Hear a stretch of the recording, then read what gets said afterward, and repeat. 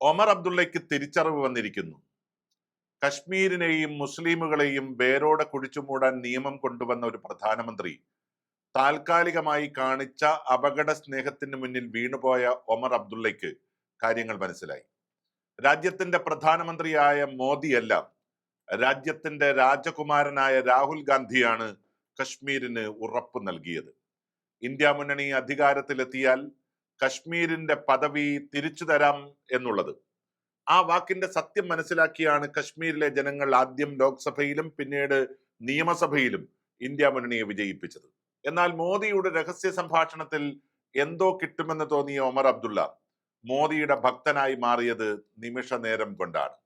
അന്നു മുതൽ കോൺഗ്രസിനെയും രാഹുൽ ഗാന്ധിയെയും അതുപോലെ ഇന്ത്യ മുന്നണിയെയും തള്ളിപ്പറയാൻ ഒമർ അബ്ദുള്ള കാണിച്ച മിടുക്ക് മതേതര വിശ്വാസികളുടെ നെഞ്ചകം തകർക്കുന്നതായിരുന്നു.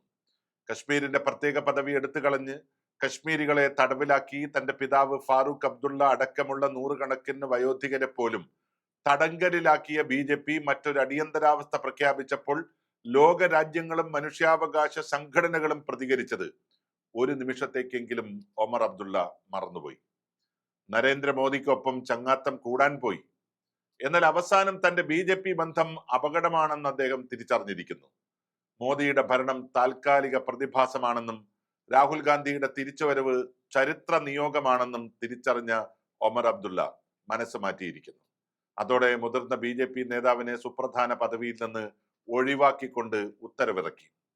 മുതിർന്ന BJP നേതാവ് ഹിന ഷാഫി ഭട്ടിനെയാണ് ഖാദി ആൻഡ് വില്ലേജ് ഇൻഡസ്ട്രീസ് ബോർഡിൽ നിന്ന് മുഖ്യമന്ത്രി ഒമർ അബ്ദുള്ള പുറത്താക്കിയത്. കാലാവധി കഴിയാൻ 1 വർഷം ബാക്കിയുള്ളപ്പോഴാണ് നിർണായക തീരുമാനം കൈക്കൊണ്ടത്. BJPയോട് അടുക്കുകയാണെന്ന ആരോപണങ്ങൾക്കിടെ പൊതുജനങ്ങൾക്കിടയിൽ പ്രതിച്ഛായ വീണ്ടെടുക്കാനുള്ള ശ്രമമാണ് ഒമർ അബ്ദുള്ളയെ സുപ്രധാന രാഷ്ട്രീയ തീരുമാനത്തിലേക്ക് നയിച്ചത്. ഹിന ഷാഫി ഭട്ടിനെ പുറത്താക്കിയതിന് പിന്നാലെ ബോർഡ് പുനഃസംഘടിപ്പിക്കുകയും ഉപമുഖ്യമന്ത്രി സുരീന്ദർ കുമാർ ചൗധരിയെ ബോർഡിന്റെ പുതിയ ചെയർമാനായി നിയമിക്കുകയും ചെയ്തു. ചൗധരി വ്യവസായ മന്ത്രിയാണ്. പിന്നാലെ നടപടിക്രമങ്ങളിൽ സുതാര്യത വേണമെന്നാവശ്യപ്പെട്ട് മുതിർന്ന BJP നേതാവും പാർട്ടി വക്താവുമായ അൽതാഫ് ഠാക്കൂർ രംഗത്ത് വരികയും ചെയ്തു. 2014 370 വകുപ്പിനെ കുറിച്ചുള്ള പരാമർശത്തിന്റെ പേരിൽ വാർത്തയായിരുന്നു ഹിന. 370 വകുപ്പ് വായിച്ചു നോക്കിയാൽ AK-47 തോക്കെടുക്കുമെന്നാണ് ഡോക്ടർ കൂടിയായ ഹിന അന്ന് പറഞ്ഞത്.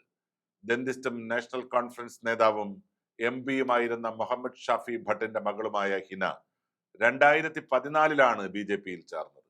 BJPക്ക് കശ്മീരിൽ ആൾബലമില്ലാത്ത കാലമായിരുന്നു അത്. മറ്റ് രാഷ്ട്രീയ പാർട്ടികളെ അപേക്ഷിച്ച് BJPക്ക് മാത്രമേ വികസനം നടപ്പാക്കാൻ സാധിക്കുകയുള്ളൂ എന്നായിരുന്നു പാർട്ടിയിൽ ചേർന്നയുടൻ അന്ന് ഹിന പറഞ്ഞത്. കശ്മീർ പ്രശ്നം പരിഹരിക്കാൻ പ്രധാനമന്ത്രി നരേന്ദ്രമോദിക്ക് മാത്രമേ സാധിക്കുകയുള്ളൂവെന്നും അവർ പ്രകീർത്തിക്കുകയുണ്ടായി. അങ്ങനെ അടിമുടി BJPക്കാരിയായ ഒരു നേതാവിനെ പുറത്താക്കിക്കൊണ്ടാണ് ഒമർ BJPയോട് പകരം വീട്ടിയിരിക്കുന്നത്. 2018 മുതൽ ഖാദി ആൻഡ് വില്ലേജ് ഇൻഡസ്ട്രീസ് ബോർഡിലുള്ള ഹിനയെ ഒരു അർദ്ധരാത്രിയിൽ ഇറക്കിയ ഉത്തരവിലൂടെയാണ് പുറത്താക്കിയത്. ഇത് BJPയുമായി കൊമ്പുകോർക്കാനും ഇന്ത്യ മുന്നണിക്ക് ശക്തി നൽകാനും എടുത്ത തീരുമാനമെന്നാണ് ഒമർ സൂചിപ്പിക്കുന്നത്. ഇന്നല്ലെങ്കിൽ നാളെ അനവധി വിദൂര ഭാവിയിൽ രാഹുലിന്റെ കയ്യിൽ ഇന്ത്യ എത്തും എന്ന തിരിച്ചറിവ് ഒമർ അബ്ദുള്ളയെ മാറ്റി ചിന്തിപ്പിക്കാൻ പ്രേരിപ്പിച്ചിരിക്കുന്നു.